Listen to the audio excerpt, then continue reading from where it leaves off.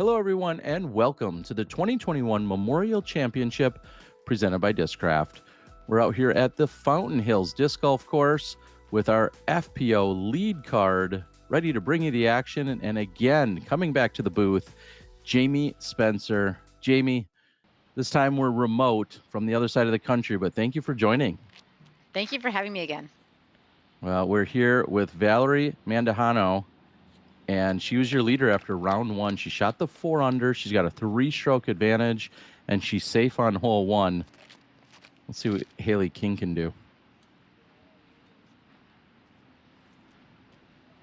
Ooh, that high right side. Jamie, how nerve-wracking is it to tee off on this first hole? It is really nerve-wracking because a lot of times you've had some practice out in the soccer field, but then there's downtime in between that. So it almost feels like this is your first drive of the day. And you just have about a 300-foot water carry to make it happen. Yep, no pressure. All right, so maybe the water carry isn't 300 feet, but the water's the entire way, and nonetheless, it's right there. Erika pulling that over to the right. Here's her approach. What do you feel like is your strategy? I know those are the nerves you just mentioned, but what's your strategy when coming out to hole 1? Just to try to play safe. Don't throw anything too skippy that could skip down into the water if you have something a little stable. And then trying to get the upshot within the circle, tap it in. Hopefully not putting right at water would be ideal, but in this situation, you've got 3 corners of water. So. And Valerie pitching it right up next to the basket. I feel like there's nothing wrong with a par here. No, absolutely not. No. All right, unless you're Hailey King. No fear. Yeah, or yeah, walking away with all your plastic and a par is perfect. Very, very wise words there. Here's Erika for her par. Nice. And we're blessed. The fountain is going off. Must be the top of the hour. Goes off for anywhere from 8 to 10 minutes, I think, just about every hour. Mm-hmm.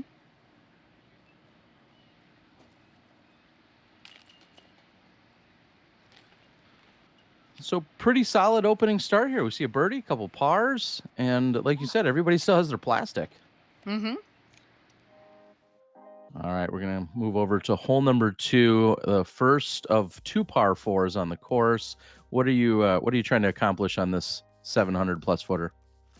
Well, like we said last time, you got 2 options. You can go to the left or the right of those trees. I feel like going to the right and underneath the overhang is a safer route. But if you throw something too stable, you get too much of a skip. If you go a little bit too understable, you got the chance of going into out of bounds on that far right.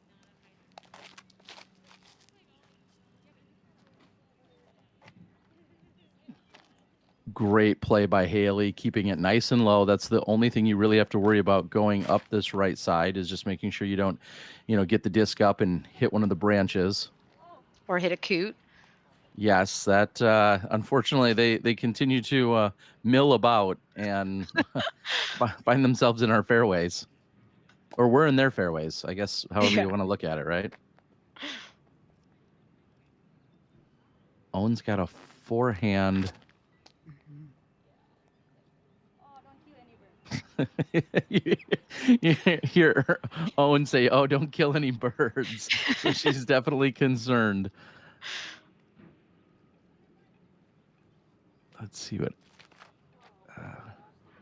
And Erika maybe almost overcompensating, saying, "Hey, I don't want to get anywhere near those branches," and just throws it too low. But not a terrible result.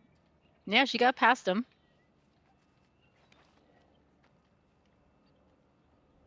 Weather This conditions. is wicked scary.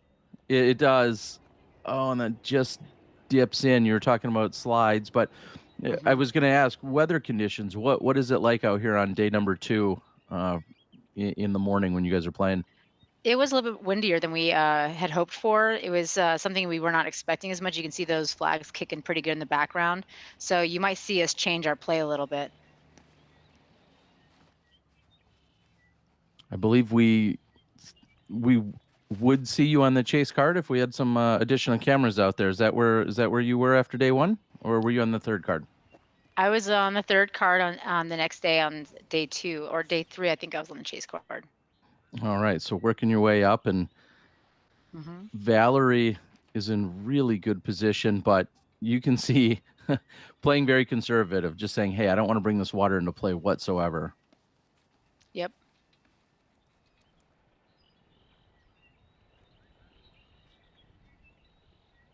Hopefully that tree doesn't come into play like it did last time. Yeah, and that's a great point, is that tree is such a good landmark. Obviously, it's the only tree out there, but it's such a good landmark. You know, if you were just inside of that, or if you're hyzering just in front of it, you're probably going to find yourself within 15 or 20 feet of the pin if you have Yep. enough speed. Kind of like that. There you go. Beautiful shot.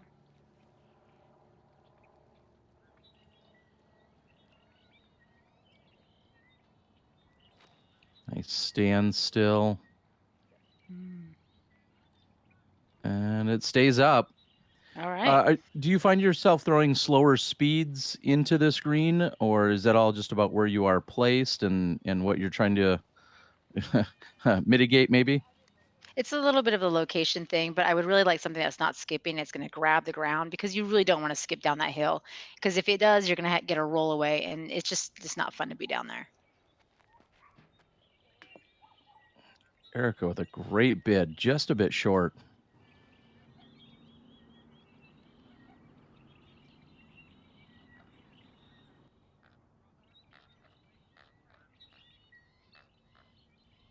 Nice. Yeah, doing everything right. You know, to walk away with a nice, consistent 4, and not really giving up any strokes. There you go. Hole 2 traditionally plays as one of the tougher holes on the course, and as I'm saying that, I'm going to click on a little PDGA link. Thank you to the PDGA. Hole 2 during this round actually did play as the single toughest hole on the course. It averaged 5.39, so 1.4 strokes over par. And here we saw the 3 pars and a double bogey, but overall, not too bad on this card. Yeah, I mean, you got women trying to make a move here, so they're either pushing it a little bit harder or that wind came in play, and you found OB you didn't find the day before. So here's Hailey on hole number 3, 294 feet. I feel like there's a lot of different options. What do you think is the safest, knowing there's OB left, right, and beyond the basket? I like to throw something stable and actually ride that hillside on the right so that it's going to come crashing down towards the basket and stick a little bit. I find sometimes if you throw a little bit too flat, that hill comes into play faster than you thought, and you come up short.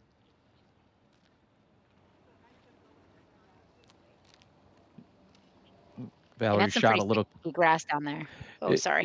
No, yeah, good point. And I was just going to say her shot is a little bit closer than Hailey's, but this is something to take note of, is how much ground play are you going to get? And in various parts of this course, exactly like you were saying, the grass is a little bit thicker, richer, fuller than in other spots. So you really kind of have to know what the greens look like. Yep.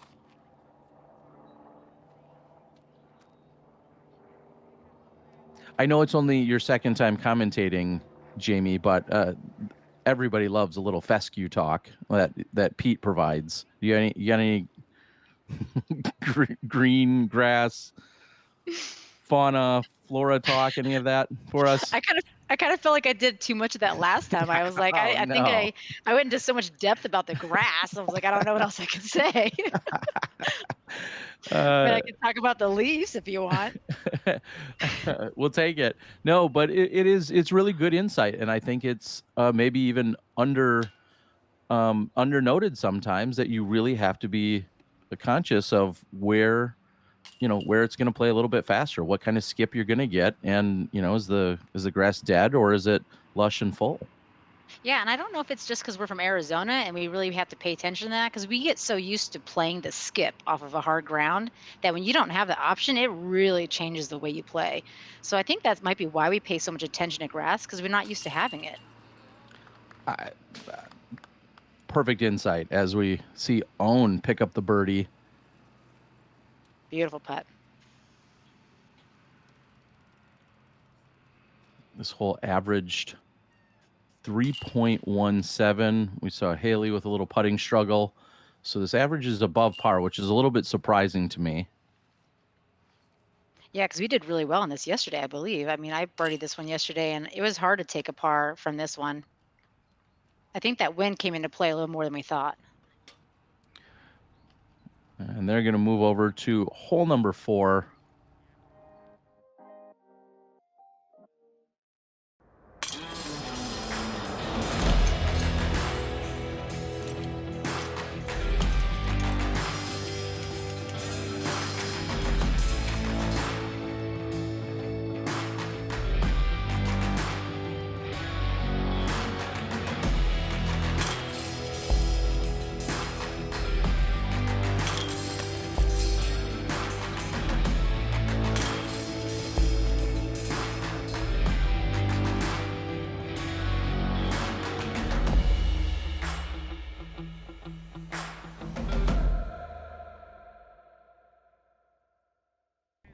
Welcome back. Big shout out to DGA, of course, innovators of the basket, the original pole hole, and Ohn here on the island, or not on the island, I should say, coming up short.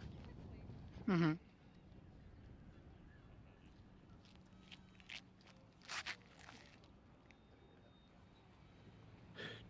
250 feet, Valerie parks it. My question to you is, do you like the distance as an island hole? I do. I threw a mid-range on this. I thought it was a little bit harder the second day, which is this day. The wind was not in effect as much, so it made you change your game. So I think some of us end up throwing a little shorter, but mine was in the circle, just not where I wanted it to be, really.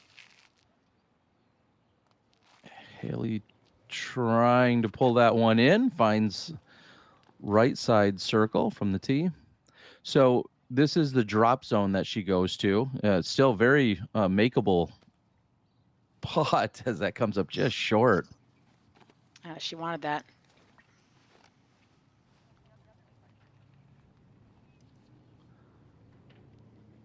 One of the things I love about this edition of this hole that we've seen in the last couple of years is the views that it also provides. It always gives that great backdrop.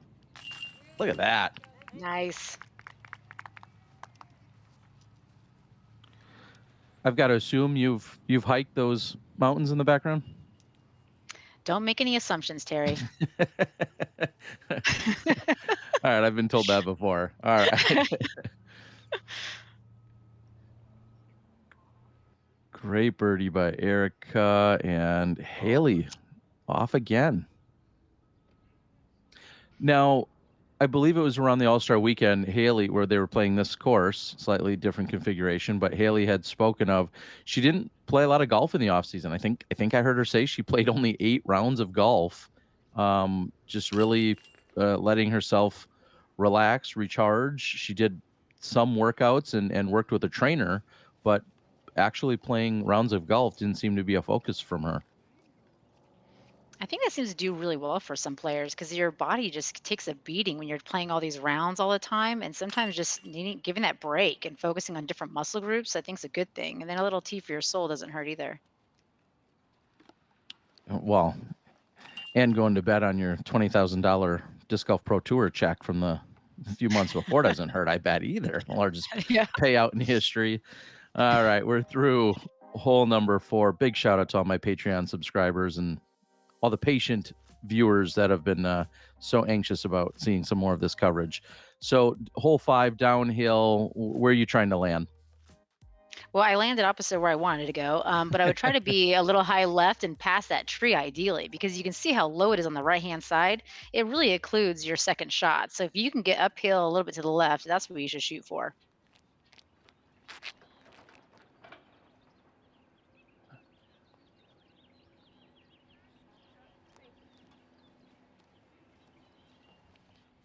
I'll have a look from there. She's got a little forehand. She can go down there or something understable and get around that tree. You're looking at a good second shot. Yeah, and ideally, if you're going to throw roughly to that distance, we see her and Valerie in similar, distance. But I think what you were saying is a perfect shot would be maybe a little bit more left of that, so that she could even see the pin and not be behind the tree. Yep. Or you could throw it that much farther than everyone else.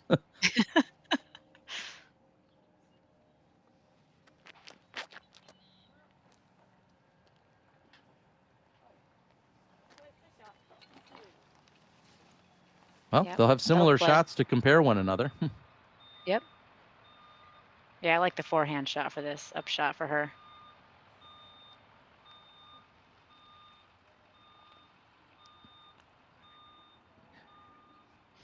A little scary there for a second. It is, but I was just going to say this is the absolute appropriate time to, again, bring up how thick that grass is. If you come down here, you're not going to usually get much skip, not at least this year in this situation. This is one of those spots where wherever you throw it and it lands, that's probably where it's going to stay. So Yep. they have to be thinking about that. I did see a disc get a little bit too much edge though, and actually roll right over the curb. So I have seen that. But as of skipping out, not so much. Especially if they're doing this lighter up shot, you're not putting a lot of pressure on it, so it's going to sit. And although Hailey had the longest drive, she still was obstructed by that tree. That's where, just being 15, 20 feet to the left of it can make a world of difference. Ohn's in a good position that she doesn't have to worry about an OB road, behind the basket here, but doesn't grab quite enough chain on that right side. Oh, this is an interesting spot. That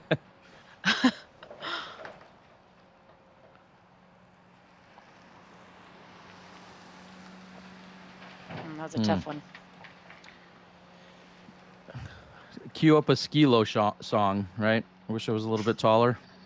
There we go.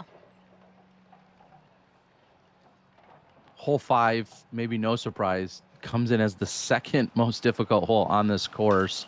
We didn't see any birdies in the entire field, and it averaged 3.89 on the day. So almost a full stroke over par, and no birdie twos in the FPO field on this one.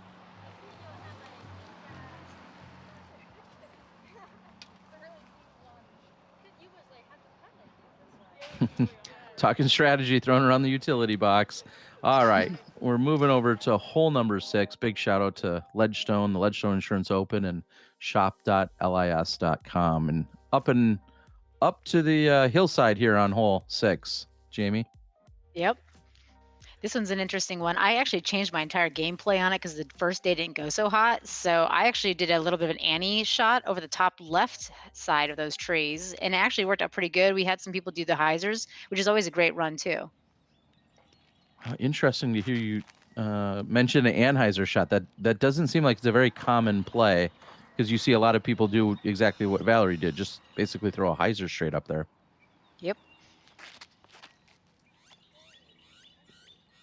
Got to be worried about possibly at catching edge on that right side and maybe rolling, but it looks like it stayed inbounds.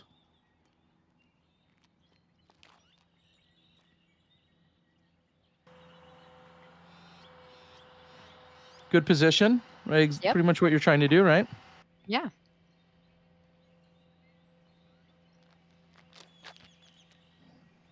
That looks good too. Yep, and just a little bit behind where Erika is.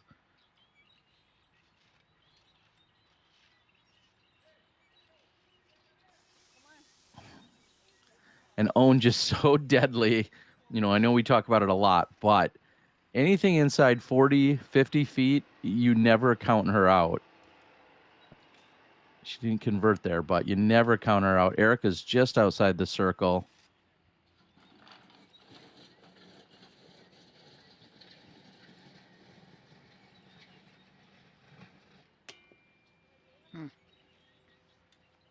It's a little scary too when you hit that and you get a little stand up.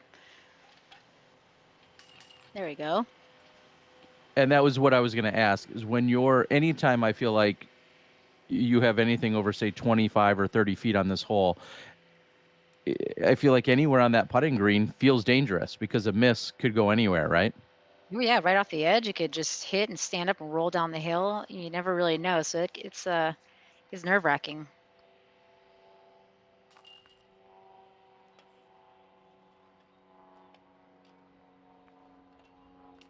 So we see the single birdie along with 3 pars.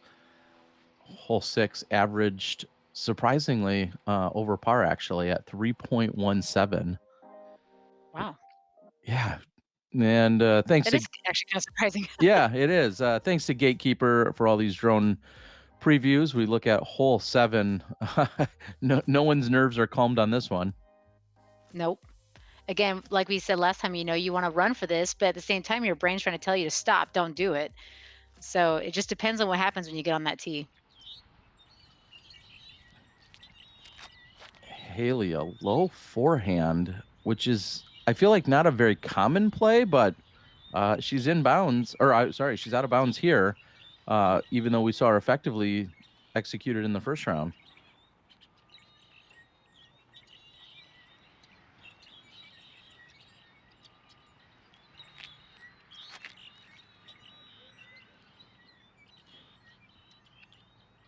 At a certain point, are you thinking about, I don't want to call that a bailout, but she's certainly playing to the wide part of the fairway there. That's a very safe shot.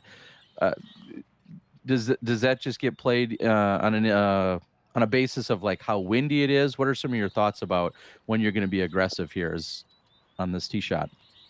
Well, if there is some wind in play, you just, it depends if it's a head or tail. We can have something go right down in the water. You get a little bit of a headwind, you're going to push it down. So if she's trying to go with that, she might just be looking for a par. If she's going to walk away with this. Wow, that was an awesome shot. Ohn parking it, hitting the pole. She's got the easiest putt of the day. And after Erika goes OB, she'll bring it in. And I think this is one of the challenges, and dare I offer up a pro tip for anyone that plays this hole. You'd much rather go long past the basket and be putting back, say, by 15 feet versus still being this much short and having this kind of a look to save your par. Yeah, agreed. Valerie from outside the circle. Wow. Wow. Incredible putt. Yeah. Good for her. That's awesome. So nonchalant too. I mean, Yeah. I'd be sprinting up there, excited about that death putt. Yeah, she's And just like, it's every day. yeah, I've been I here got this. before.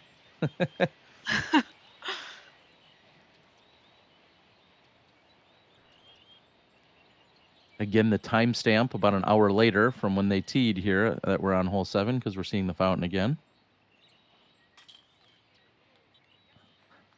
Nice putt. So, yeah, I was just gonna say a little bit nerve-wracking thing. You don't want to give one away on the shortest hole, but a solid par to make up for the OB stroke, and of course Ohn's tap in that hit the pole, no problem there. This one, interestingly enough, played the exact same as hole 6. It played 3.17 on the day, which I find astonishing with how many women we have in the field, and somehow the stats come out identical. But we're on to the second and final par 4. This one's got work for you to do, doesn't it? It does. You really got to push that first drive as best you can because it's all about the placement. The first shot and the second shot, it's all about placement. And then you just really got to execute after that. Because again, I think your goal should be to walk away with a par on this. Oh, that's way tight, and unfortunately finds the OB water in the early, and she's got to throw from the short side of the water. I think that's also worth noting. Yeah.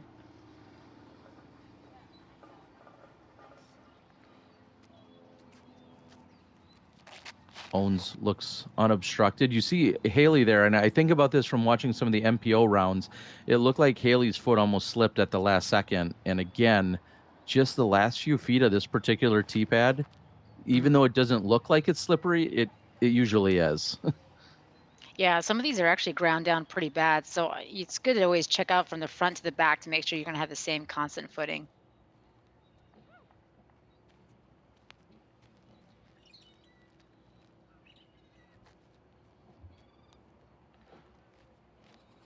I think the key is to keep it clean on this shot, and she hits the window perfectly.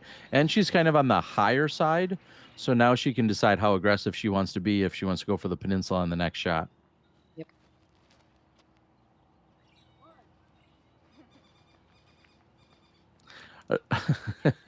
Green flag.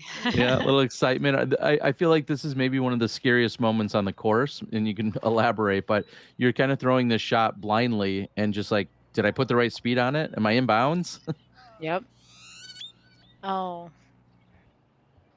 That is short for Erika. yeah, Hailey went for the 3 last time. Is she going for that again? Yeah, it looks like she was going for the peninsula, but doesn't swing it in enough. She gets the red flag, and we'll see what kind of lie she has. I think she'll still be from this side, so she'll still have to approach over the top.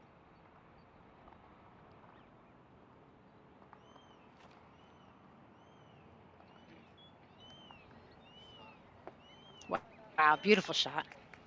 Yeah, just incredible control. A nice standstill. And Hailey follows it up with a great looking forehand of her own. Mhm.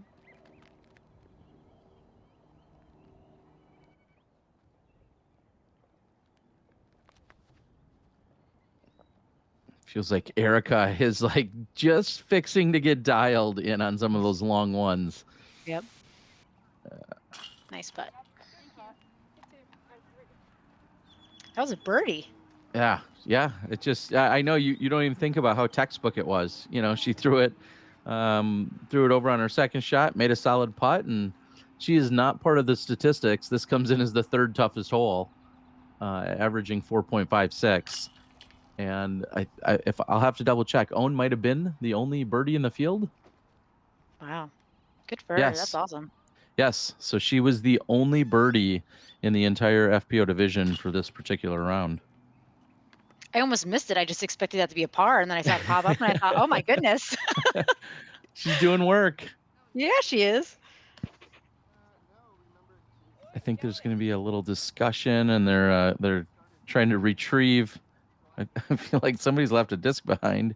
Yeah. Here comes Erika. She was excited about getting her disc retrieved, and she'll tap out for the bogey. And we're going to move on to hole 9, our final hole of this front 9. Big shout out to Dustin and Dylan, who worked so tirelessly. They would capture the FPO round in the morning, barely even take a break, and then turn around and capture an FPO or an MPO round in the afternoon. And those guys were just killing it all week. So big shout out to those guys and all the supporters and sponsors. Here's Ohn on hole 9.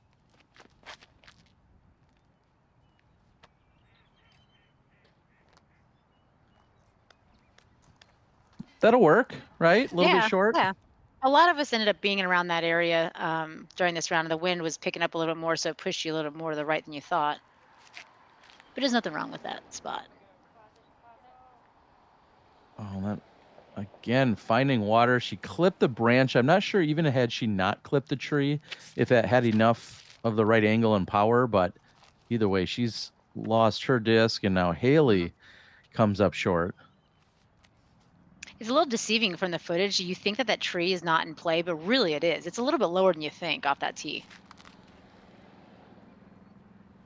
Let's see if Erika. Oh, great shot. Nice shot. I feel like when you move over to a shot like this, obviously clearing the water is not the problem, but you're throwing to yet another peninsula for what, the third hole in the row? And just having that mental focus to make sure that you're putting the right speed on it and you're playing and adjusting for the skip is so crucial. And not too much angle either. I mean, you get too much angle, and that's just going to roll down the backside.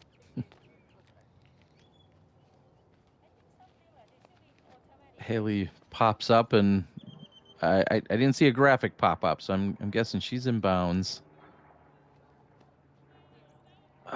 Just off the front.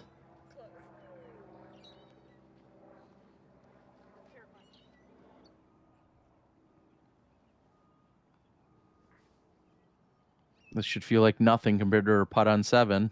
Yep. And she'll take the bogey.